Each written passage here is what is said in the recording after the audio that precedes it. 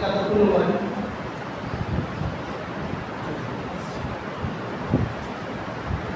আপনারা আসবেন আগে কথা কোনো করুন কারণ আমি বলছি আপনি ইমাম আলহামদুলিল্লাহ তো সমাগম দিয়ে দিয়েছিল বাইরে থেকে অনেক যারা পরিবার শ্রমিক বিদেশে কাজ করতে এসেছে সেইগুলো করে ছাড়তে চাইবেন না সব আগে আগে বলুন সেটা বলুন আসসালামু আলাইকুম ওয়া রাহমাতুল্লাহি ওয়া বারাকাতুহু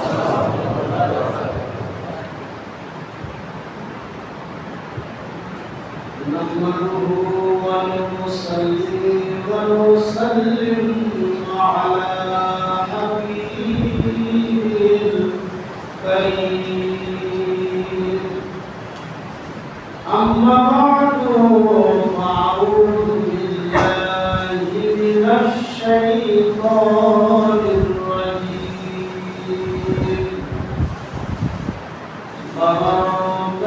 بسم الله الرحمن الرحيم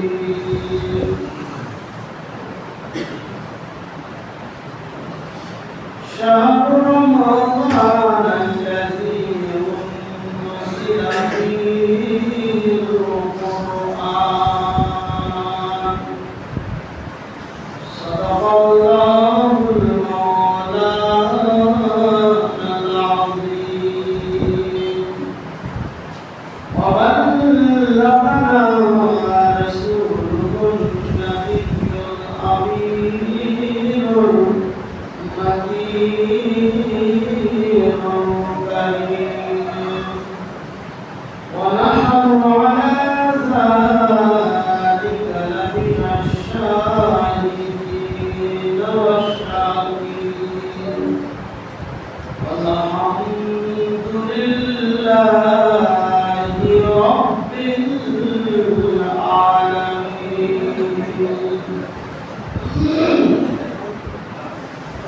সম্মানিত দিনদার ইমানদার নবীর আশিক দিওয়ানা ভাই ও বোনেরা মুসলিম হযরত আল্লাহ সুবহানাহু ওয়া তাআলার লক্ষ কোটি কোটি হামদ ও প্রশংসা যে আল্লাহ তাবারক ওয়া তাআলার দয়াতে রহমতে কৃপাতে আজকে আমরা সালাতে জুমা আদায় করতে আসতে পেরেছি আল্লাহ তৌফিক দিয়েছেন ক্ষমতা দিয়েছেন তার সকলে বলুন আলহামদুলিল্লাহ এই যে জুমাটা আমরা এলাম রমাদানুল মুবারকের আখিরি জুমা আমরা আল্লাহু আলাম আল্লাহ জানেন আবার সামনে বছর রমজানুল মুবারক নসিবে জুড়বে হায়াতে থাকবো কি থাকবো না মাটির উপরে বসবাস করছি এই মাটির উপরে থাকবো না মাটির তলে যাব বারাখানায় বসবাস করছি এই বারাখানায় থাকবো না অন্ধকার কবরে যাব কেউ বলতে কাউরি ক্ষমতা নেই এটা মানুষের মগজের ব্রেনের বুদ্ধির বাইরে সমস্ত জ্ঞান বুদ্ধি সায়েন্স সব ফেল যে মানুষ কখন মরবে এটা আল্লাহ এই জন্য আমার নবী পাক সাল্লাল্লাহু আলাইহি ওয়াসাল্লাম বলেছেন মওতের জন্য প্রস্তুত থাকো এনি টাইম এনি আওয়ার সব সময় সব দিন মওতের জন্য প্রস্তুত থাকো যে হতে পারে আমি আগামী কালকে সূর্যের মুখ সকাল আমি নাও দেখতে পাই তাই আমাদেরকে ওইভাবে জীবন যাপন করতে হবে যে মনে করতে হবে এটাই হলো আমার জীবনের আখেরি আদিলা আগামী বছর আমার হায়াত নাও থাকবে আল্লাহ কোটি কোটি হামদ ও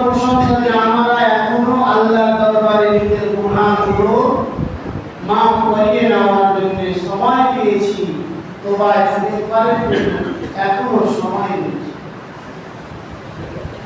এই যে রাতটা, ঈদের আগের রাত, খুব গুরুত্বপূর্ণ রাত। এই রাত্রির মধ্যে আল্লাহ রাব্বুল আলামিন অফুরন্ত তার বান্দাদের উপরে রহমত বর্ষণ করেন। আর রমজানুল মুবারকের ফয়জ ও বরকতে বাকি তার বান্দারা নাজাত পেয়ে যায়, মাফ পেয়ে তারা জান্নাতে পৌঁছে যায়।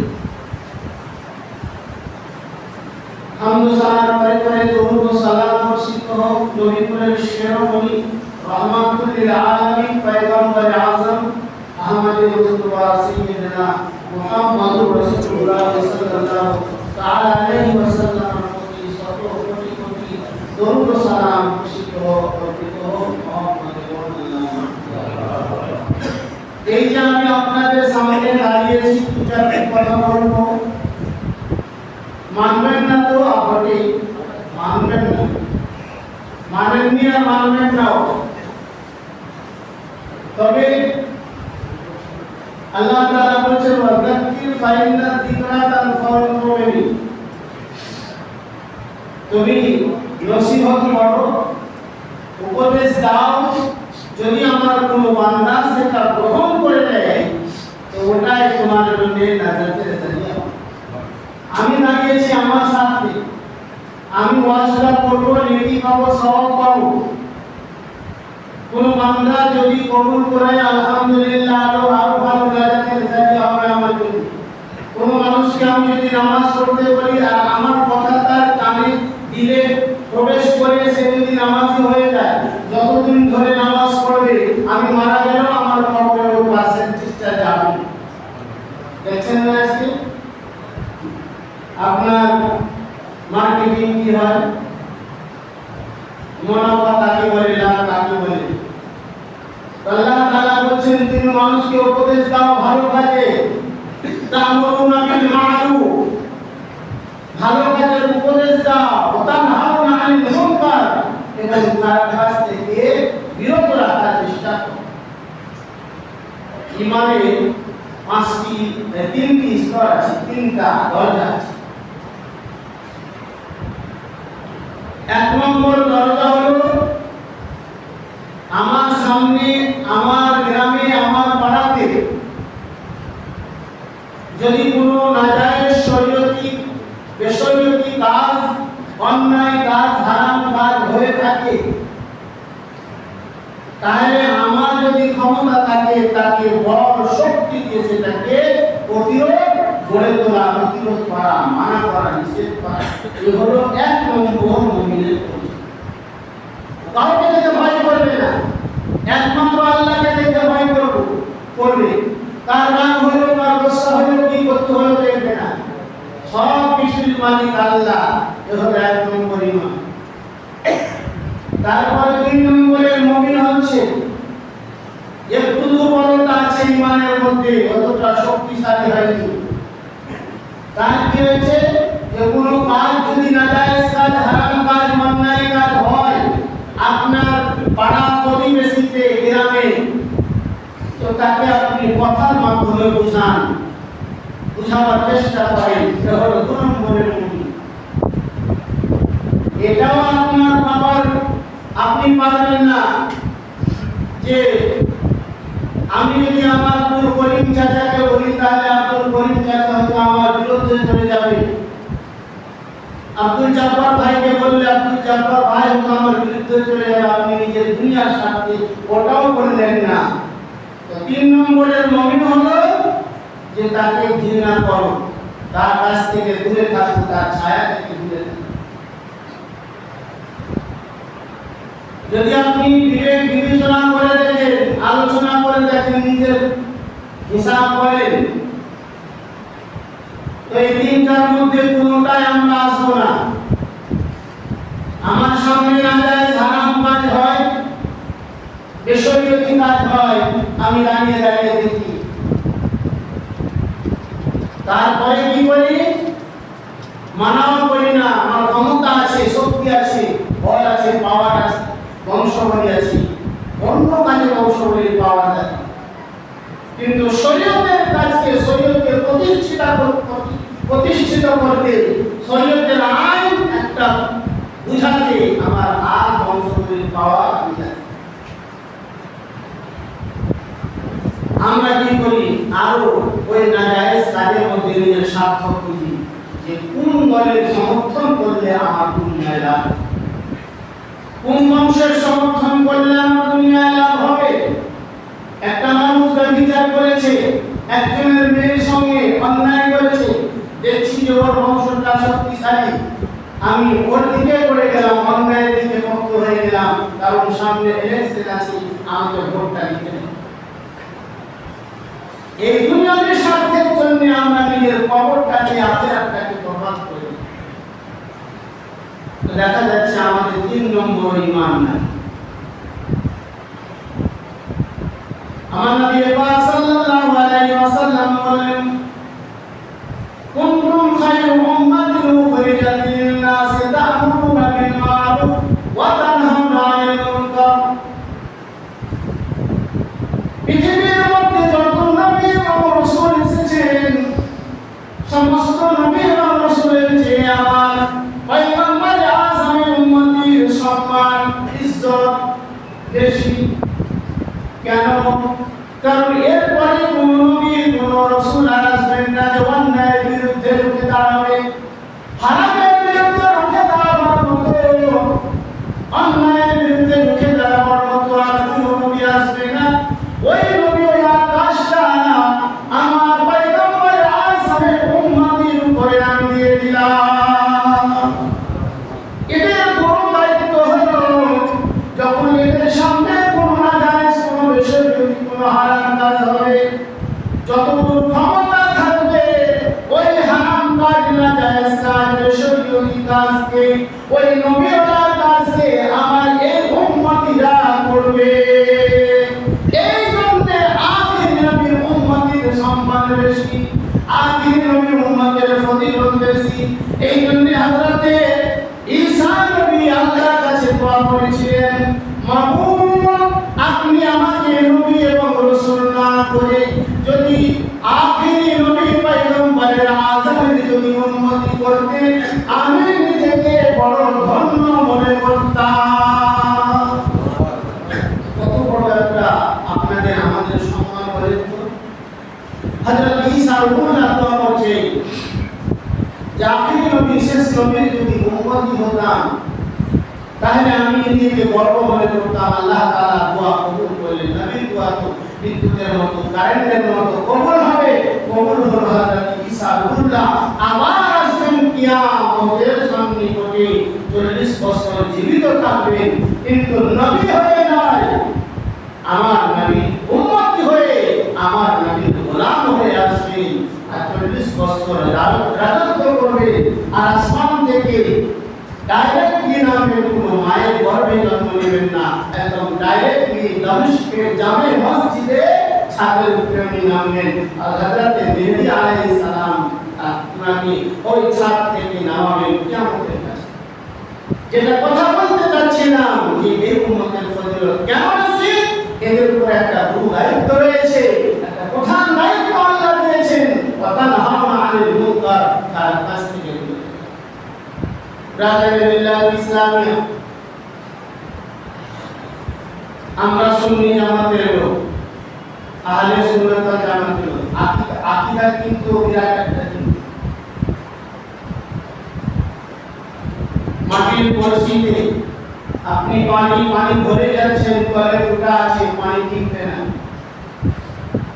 অনুরূপভাবে আপনি ইবাদত বন্দেগী বহু করছেন, কিন্তু আকীদায় আপনার বহু নয়, আকীদায় আপনার বিগড়া আছে।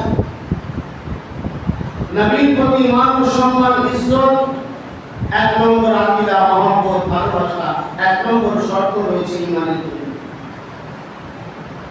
আমার নবীর ভালোবাসা, নবীর মহব্বত, নবীর ইজ্জত আপনি যত করবেন তত আপনার মহব্বত, নবীর প্রতি যত দরুদ ও সালাম পড়বেন তত আপনার মহব্বত। আর নবীর প্রতি যদি মহব্বত না থাকে, ভালোবাসা না থাকে, সম্মান না থাকে, আল্লাহ বলেন তোমার কোনো ইবাদত আমার দরবারে কবুল হবে না। কারণ আমাদের শেষে তুমি আল্লাহর বড় দুরূদ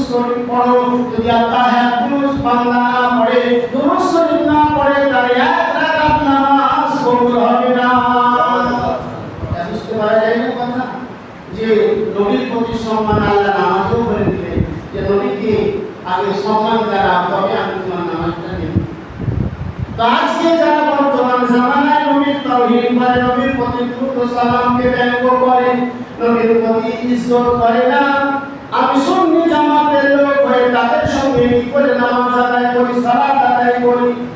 আমাদের ফতোয়া হলো কোন অন্য ওয়াহাবিদের বন্দী নামাজের পিছনে কোন এক রাকাত নামাজ আপনার কবুল হবে না, কারণ তাদের আকীদায় খারাপ রয়েছে।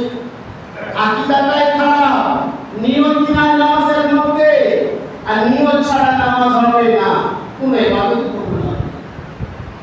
আপনি এখানে একবার, ওখানে একবার, ওখানে একবার, কি আর কিছু নামাজ পড়ছেন, কে বলেছিল আপনার কি নামাজ? রাসূল পাক সাল্লাল্লাহু আলাইহি ওয়াসাল্লাম এই জুম্মার মসজিদে দাঁড়িয়ে গেলেন, আর দাঁড়িয়ে নাম ধরে ধরে ধরে ধরে ধরে বললেন, তোমরা মসজিদ থেকে বেরিয়ে যাও। সাহাবারা বললেন, ইয়া রাসূলুল্লাহ, কেন? এরা তো আপনার সাহাবী, আপনার পিছনে নামাজ পড়ে। বলে, না না, এরা আমার পিছনে নামাজ পড়ে, কিন্তু এদের আকীদা ঠিক না, এরা আমার প্রতি দুশমনী রাখে, এরা আমার সঙ্গে মহব্বত করে না, এরা আমার সঙ্গে ভালোবাসা করে না, এরা হলো মুনাফিক। এই জন্য এই মসজিদে তাদের জায়গা না, তারা আলাদা মসজিদ তৈরি। ওরাও মুসলমান, আলাদা মসজিদ করল, নামাজ পড়লো, নবীন তরিকা মতি বদলে নামাজ পড়ছে, কিন্তু নবীর মহব্বত নাই, ভালোবাসা নাই।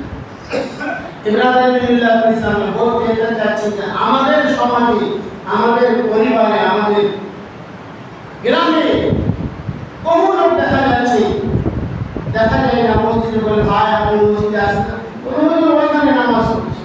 আবার মশলাটা জানতে নিজে মুখিয়া খুশি মত করলে ওইখানে ওই ইমামের পুকুরে আপনার নামাজ হবে না, যদি নামাজ পড়ে বেকার হবে। এই জন্যে যতটুকু সময় আপনি নামাজ পড়বেন, নামাজটা যাতে আপনার কার্যকরী হয়, গ্রহণযোগ্য হয়, কাল হাসরের ময়দানে যেন এই নামাজ আপনার জান্নাতের চাবি। আমি কাউকে খারাপ বলছি না, আপনি নিজের দিকটা ঠিক রাখেন, সে তার কবরে হিসাব দেবে, কিন্তু আপনি যেহেতু আহলে সুন্নাত ওয়াল জামাতের লোক, আপনি এক রাস্তায় থাকেন না কেন, ওয়াতাসিমু বিহাবলিল্লাহি জামিয়া, এক সঙ্গে থাকেন।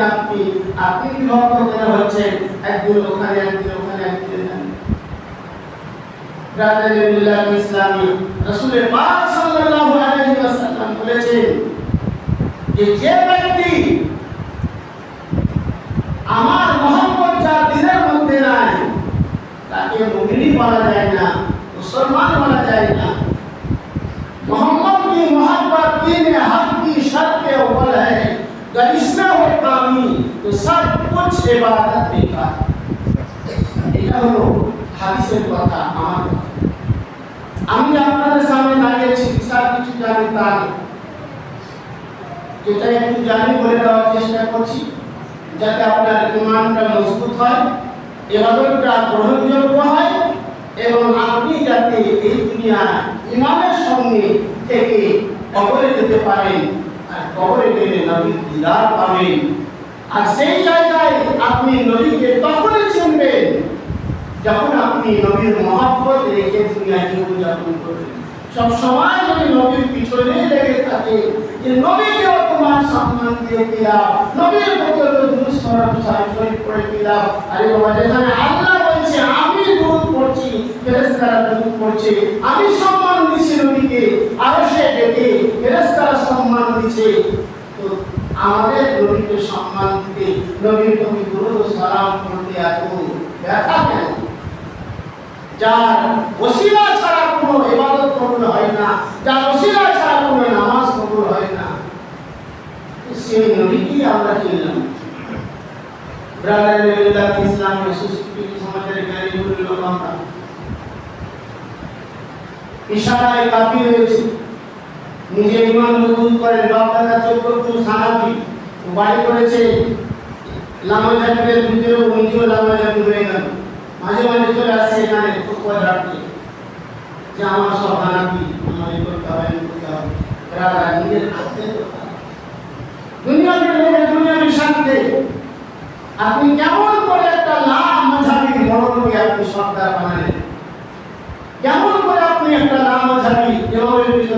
করছেন, আপনার চোদ্দপুরুষ কাহানি শুনুন, আপনি কি করে এটা পারলেন পরিবর্তন করতে?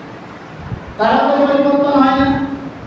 ইব্রাহিম মিল্লাত ইসলামে আকীদা পুরুষ রাখবেন, আপনার যেটা সহি সুন্নাহুল আকীদা সেভাবে চলার চেষ্টা করুন, ইনশাআল্লাহ আল্লাহর দরবারে আপনি কামিয়াব হবেন। নবীর মহব্বত সর্বপ্রথম ইমানের শর্ত রয়েছে। যেখানে দেখবেন নবীর তাওহীদ করা হচ্ছে, নবীর মান-সম্মানে টানাটানি করা হচ্ছে, নবীকে ছোট দেখানোর চেষ্টা করা হচ্ছে, জানবেন যে ওই দলটা ভ্রান্ত দল, ভুল দল। নবীকে যত সম্মান দিবেন, আল্লাহ বলছেন ওরা ফানা লাকাতি কোরআন, আমি নবীর সম্মানকে বহু উঁচা করে দিলাম, আর তুমি কেন কমাবার চেষ্টা করছো? আল্লাহ তাআলা যেন আমাদেরকে মানার এবং বুঝার তৌফিক দান করেন। আর একটা কথা হলো যে আমাদের এই সমাজের এই মসজিদের যিনি আদায়কারী ছিলেন, বেতন আদায়কারী, উনি বেশ কিছুদিন থেকে অসুস্থ আছেন, প্যারালাইসিসে ভুগছেন। তা আপনাদের কাছে আবেদন নিবেদন যে আপনাদের যেনাদের বেতনটা বাকি রয়েছে ওনারা হয় আমাকে দিবেন, আর না হয় ক্যাশিয়ার সাহেব আছেন ইমরান আফজাল, ওনাকে দিবেন, আর না আমাদের সভাপতি সাহেব জনাব আলহাজ আজাদ মিয়া সাহেব আছেন, ওনাকে দিবেন। এই তিনজনের মধ্যে দেওয়ার চেষ্টা করবেন, কারণ উনি এখন অসুস্থ এবং উনি সঠিকভাবে আমাদেরকে বোঝাতে পারবেন না। আপনারা জানেন তার কিরকমভাবে বেতন ছিল, সেটা দেওয়ার চেষ্টা করবেন। আরেকটা কথা হলো যে আজকে তো শেষ রোজা, মসজিদকে সাজানো হয়েছিল লাইটিং করে, যেমন আপনারা বাড়ি ঘর সাজাচ্ছেন, এটা আল্লাহর ঘর সাজিয়েছেন, আলহামদুলিল্লাহ। এতে কোনো নাজায়েজ হারাম বিদাতের কথা নয়। আপনি নবীকে ভালোবাসবেন, মসজিদকে ভালোবাসবেন, আল্লাহর দ্বীনকে ভালোবাসবেন, আলহামদুলিল্লাহ। এই জন্য কিছু টাকা পয়সা খরচা হয়েছে। যদি আপনারা বলেন যে মসজিদ ফন্ড থাক, আমরা 20-50-100 করে নিয়ে এটা করে দেবো, তো দিবেন একটু, যাতে এই কাজটা সম্পূর্ণ হয়।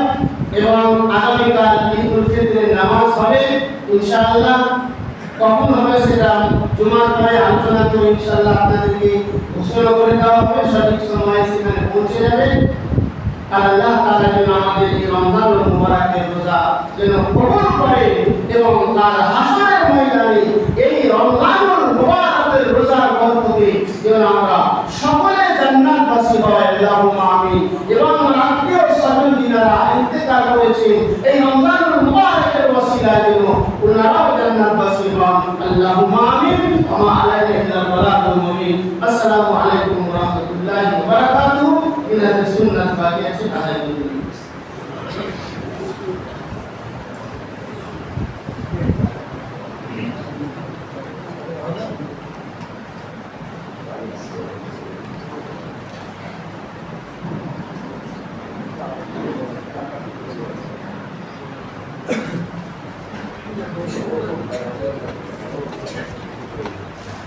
জানালে কি জায়গা কি দিয়ে হয়ে যাবে, আগে কি যে বসে